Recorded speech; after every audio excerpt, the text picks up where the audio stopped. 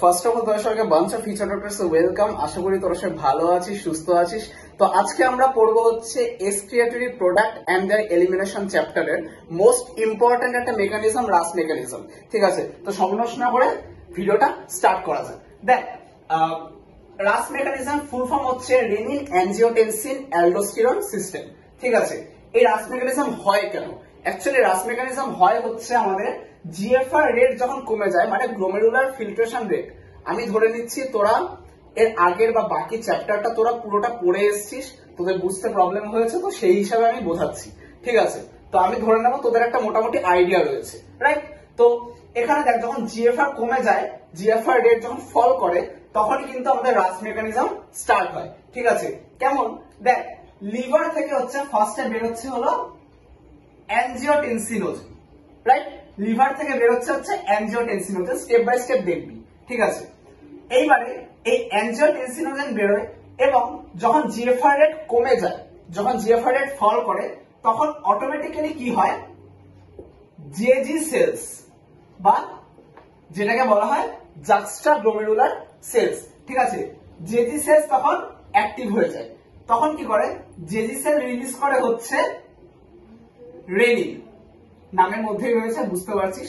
তো renin release করে, তখন কি হয়, দেখ, এই রেনিন অ্যানজিওটেনসিনোজেনের সাথে মিলে তৈরি করে কি, অ্যানজিওটেনসিন 1, যেটা কিনা ইনঅ্যাক্টিভ ফর্মে থাকে। অ্যানজিওটেনসিন 1 ফর্ম করে, যেটা ইনঅ্যাক্টিভ ফর্মে থাকে। কি কি মিলে? অ্যানজিওটেনসিনোজেন আর রেনিন। সেটা কোথা থেকে বেরোলো? জেজি সেলস থেকে বেরোলো। ঠিক আছে, তো দেখ, অ্যানজিওটেনসিন 1 ইনঅ্যাক্টিভ ফর্মে থাকে। এবারে দেখ, ইনঅ্যাক্টিভ ফর্ম তো কোনো কাজের না, কোনো কাজের না। তখন কি করবে, লাংস থেকে বেরোয় হচ্ছে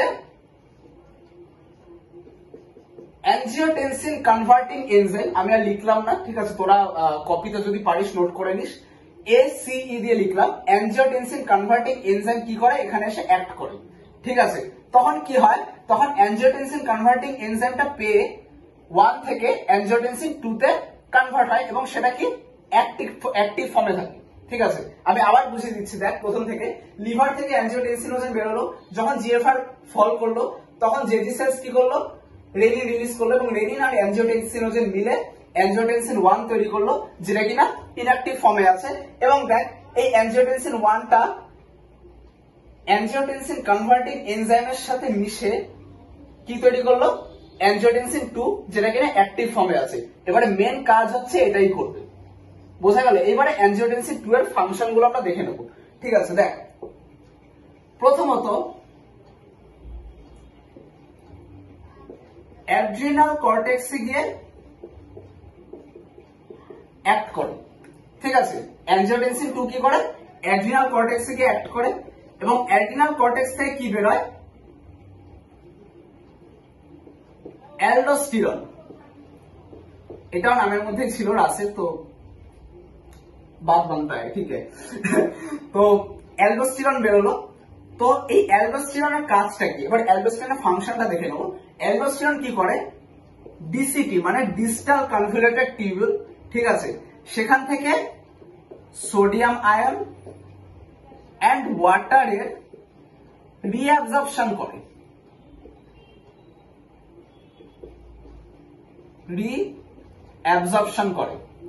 ঠিক আছে, আমি জানি না ভিডিওতে আসলো কিনা নিচে লেখাটুকু, তো তোরা কথাটা শুনে না যদি নাও এসে থাকে। Sodium ion and H2O reabsorption করে কি, অ্যালডোস্টেরন। সেটা কোথা থেকে বেরোয়, অ্যাড্রিনাল কর্টেক্স থেকে। এবং অ্যাড্রিনাল কর্টেক্স কে মানে উদ্দীপিত করছে, কে, অ্যানজিওটেনসিন 2, এটাকে অ্যাটাক করছে এখানে, বোঝা গেল? আরেকটা কাজ কি, অ্যানজিওটেনসিন 2 না খুব ভালো ভেসোকনস্ট্রিক্টর, খুব ভালো ভেসোকনস্ট্রিক্টর হিসেবে কাজ করে, খুব ভালো। কারণ কি, এটা কি করে, যে অ্যাফারেন্ট আর্টেরিওলস গুলো রয়েছে না, ওটা কি করে, ডায়ামিটার কমিয়ে দেয়, মানে সরু হয়ে যায় আর্টেরিওলস গুলো।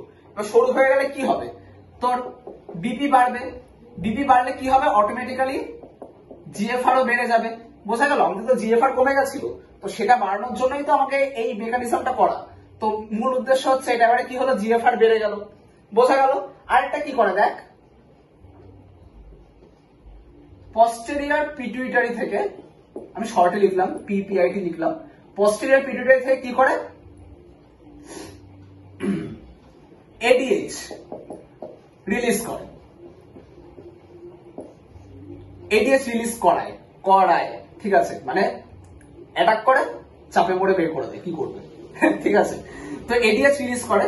তো এডিএইচ এর ফুল ফর্ম তোরা সবাই জানিস, অ্যান্টি ডাইউরেটিক হরমোন। তো নাম থেকেই বোঝা যাচ্ছে এটা কি করে, এটা হচ্ছে ওয়াটার রিঅ্যাবজর্ব করে ল্যাটারাল পার্ট থেকে, ঠিক আছে, মানে নেফ্রনের ল্যাটারাল পার্ট গুলো থেকে, টিউবুল গুলো থেকে ওয়াটার রিঅ্যাবজর্পশন করে। বোঝা গেল? তো এই হচ্ছে টোটাল রাস মেকানিজম। আমি আরেকবার একদম শর্টে বুঝিয়ে দিচ্ছি, ঠিক আছে, একদম ওভারঅল ভিউ যেটা, সেটা কিনা দেখ। রাস মেকানিজম ফার্স্টে কি হয়, লিভার থেকে তোর বেরোচ্ছে হচ্ছে অ্যানজিওটেনসিনোজেন, ঠিক আছে। এবারে দেখ জিএফআর যখন কমে যাচ্ছে তখন কি হচ্ছে, জেজি সেলস অ্যাক্টিভ হচ্ছে, জাস্টার গ্লোমেরুলার সেল অ্যাক্টিভ হচ্ছে, সেখান থেকে বেরোচ্ছে হলো রেনিন। এই রেনিন কি করে, অ্যানজিওটেনসিনোজেনের সাথে হাত মিলিয়ে কি কাজ করে, অ্যানজিওটেনসিন 1 তৈরি করে, যেটা কি ইনঅ্যাক্টিভ ফর্মে আছে। এবার এটাকে অ্যাক্টিভ করতে হবে। অ্যাক্টিভ করার জন্য কি হয়, লাংস থেকে এসিই মানে অ্যানজিওটেনসিন কনভার্টিং এনজাইম অ্যাক্ট করে, সেটা আবার এর সাথে হাত মিলিয়ে তৈরি করে হচ্ছে অ্যানজিওটেনসিন 2, ঠিক আছে। এটা হচ্ছে অ্যাক্টিভ ফর্ম, পুরো এনজাইমটা খেলে বাবা ভাইয়া, ঠিক আছে। তো এটা হচ্ছে অ্যানজিওটেনসিন 2, ঠিক আছে। এইবারে এটা অ্যাক্টিভ ফর্ম, এর কাজটা কি, এর কাজ হচ্ছে অ্যাড্রিনাল কর্টেক্সে গিয়ে খোঁচা মারে, অ্যাটাক করে, অ্যাক্ট করে। তারপরে কি হয়, অ্যালডোস্টেরন বের হয়। অ্যালডোস্টেরনের কাজ কি, ডিসিটি থেকে বা ডিস্টাল কনভলিউটেড টিউবিউল থেকে সোডিয়াম আয়ন্স এন্ড H2O রিঅ্যাবজর্ব করে, ঠিক আছে।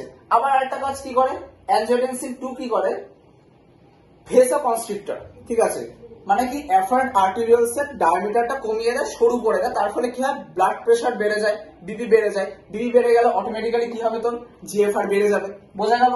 এবারে দেখ কি হয়, আরেকটা দেখ, পস্টেরিয়র পিটুইটারিকেও ছাড়েনি, সেখানে গিয়ে কি করেছে, খোঁচা মেরেছে। আবার খোঁচা মারার ফলে কি হলো, এডিএস রিলিজ হলো, অ্যান্টি ডাইউরেটিক হরমোন, ঠিক আছে। এডিএস রিলিজ হওয়ার পর কি হলো, আবার ল্যাটারাল পার্ট থেকে আমাদের ওয়াটার রিঅ্যাবজর্ব হলো।